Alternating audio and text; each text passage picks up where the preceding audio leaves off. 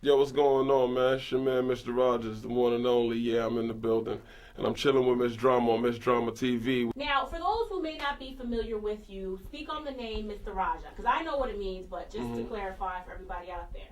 Well, Mista Raja, it came from, I travel a lot, and I'm from the South Bronx. I move around a lot, and people just started calling me Mista Raja because I'm in different neighborhoods, but I spell it differently. I spell it Mista-Raja.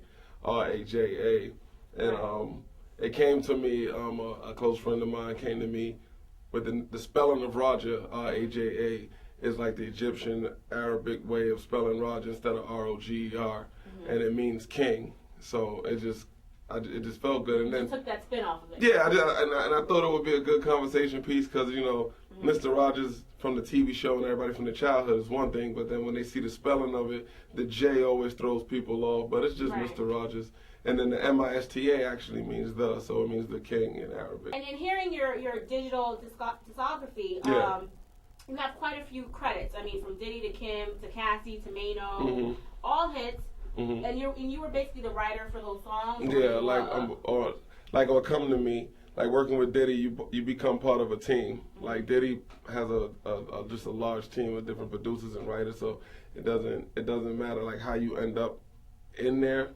It's just when you go in, you just go hard and you just end up on the record. So me, what's my man named Jody Breeze, Marion Winans. It's like you put all of us together and we all gonna come up with a with a smash. Back in the day, nobody knew that to some degree beyond the people who were around Diddy that Diddy was getting all his lyrics written for. Until it surfaced and now everybody knows and we know Diddy don't write his own lyrics, and all that situation. But I mean, is it okay now to be like, yeah, I ghostwrite? Can ghostwriters be free? It's a choice that some are making, but in my case, I really consider myself part of the production process. Like, I don't really consider, like, cause I don't walk in a room and be like, oh, here's your raps, cause you couldn't write anything. It really doesn't work like that. Like, making records is a team thing. You can sometimes make a record by yourself, but my meaning of team is together, everyone achieves more. So I really look at it like that's what it is. Like, I'll walk in a situation, and it won't be like there's no lyrics there, but I might have something a little better. Like a ghostwriter can say, yeah, I helped write that. I only wrote 4 bars. It ain't like he came in and wrote, or she came in and wrote the whole record. And it's no difference than when a writer writes for an R&B group. Nobody complains. It's the same thing. It's just rap is so from the street, and everything you got to say got to be true. And if you didn't say it or you know. Where did this all start for you? As far as your artistry. You want to hear from the beginning, or you want to hear? You want me to jump? You want the cliff notes? I want the cliff notes. All right, cool. I think we need the cliff notes. Yeah, the cliff notes. Like they say, you got it on when you got your first check. So that was '93. I got my first check. And what was that for? I wrote a record called "I Shot the Sheriff" for an artist that never came out named Mad Drama, who was signed to Eddie F. And I was an intern at Untouchables, and then my man Gary over there knew I could rap and stuff like that, and he was like, well, maybe you help us with this. And then I did it just to do it. And then people was like, whoa, that's kind of hard. And that's when I seen it was a option. Like, you don't wake up as a rapper thinking you can songwrite for anybody. You're just writing your raps. But then when I did it and I saw I could do it, then I ended up moving to Atlanta, working with Akon and Divine Stevens and then Puffy, and then it just took off from there, like in different intervals of my life. But yeah, I say like 9-3. But my first hit was 99, Satisfy You. R. Kelly. Yeah. Who needs you? The Game. The Game? Not the rapper, I'm talking about in general. You just said The Game. What up, West Side? I'm talking about the whole game need Roger right now. The whole game. That's legendary. No, not really. Not really. We definitely got to Who needs you on radio? Everybody. Sure. So what was how generic I'm is gonna tell that? you, all still a ghostwriter nowadays? I don't think it's a ghostwriter because a lot of the writers are coming to the forefront because how do you put this? Like a lot of writers lack things that a lot of stars have, and stars lack what writers have. Okay. Explain that whole theory. It's like, I don't know what look. It's funny because, like when you look at a star, like a certain star, there's a whole level of preparation and things that go into that person even presenting themselves to the world. Where a writer really focuses on a hot record. Okay. Like with a star, you got to go with the whole package.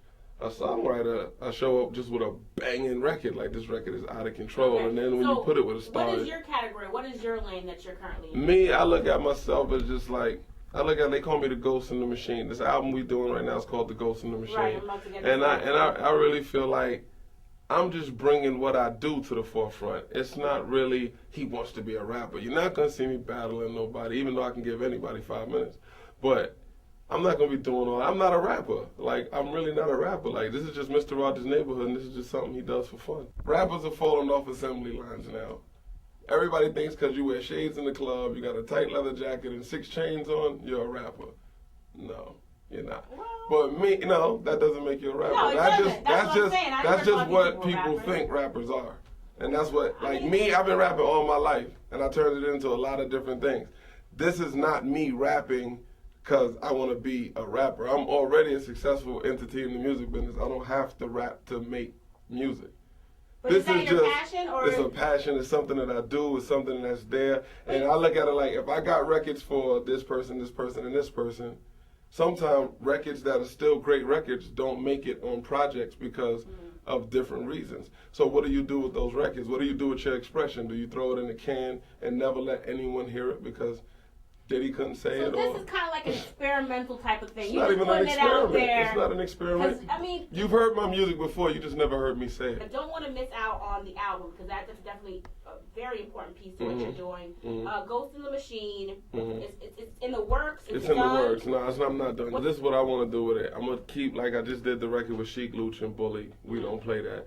We shot the video. The video got added to MTV Jams yesterday, and BT on blast. Shouts to Antonio Ruby, the director. But like, I'm throwing it to the street, and when the street tell me to come on, I'm coming. Okay. Like, everybody just picks a date. Like a, ooh, and then yeah, you'll know. You'll be walking down the street, and people will be like, "Damn, son, when your whole son." And that's when you know. This is an independent, right? Yeah, album. yeah. This is not going through Atlantic because we know we got ties there. No, I haven't decided where I'm gonna do it through yet, but the whole case of it is I wanted to grow organically. I'm doing my grassroots. I'm doing the whole thing. I don't feel anybody owes me anything. I'm not going to get deals from all my friends as executives because this is not no mercy killing. This is something that's been brewing for a long time. And I wanted to be respected as such. I don't want it to be like, a lot of people get deals just because of who they know, but then they end up sitting on the shelf. Like, I don't need a check, and I don't need it that way. So I'm just on it like, yo, let me just do it the right way. Let the people love it. Let the people understand it, and then they gonna ask for me, and then I'll take care of the business later. My album is like the neighborhood. Like, my whole album, if you break it down, there's drama, there's gunplay, there's drugs, there's women, there's good times, there's the barbecue, there's, if I'm talking about girls, I could be mad at you in one song, I could love you in another song. It's motivational. Like, it's everything that ever came up around me. So yes, I focus on the lyrics, I focus on the beat, I focus on the whole thing, and just make sure it's one cohesive unit and it all makes sense. Not successful at the rapping thing. If you're not successful as an artist, do you still like being an unsuccessful artist? People be like, yo, that's that unsuccessful artist. I don't see myself being an unsuccessful artist. Right, but I'm saying, let's forecast. I don't even do that. Well, I mean, we gotta be. See, he's in denial right now. No, I'm really not. He's in denial. I'm really not. But no, I'm just saying, if it doesn't go the way that you like it. I don't think like that. So. Because people told me songwriting won't work either. Of course. So what if it didn't? It's a question. So you basically are just, you're not going to respond to that. No, I don't see myself. If you do what you want to do in life, if nobody liked it, that don't mean you were unsuccessful at it.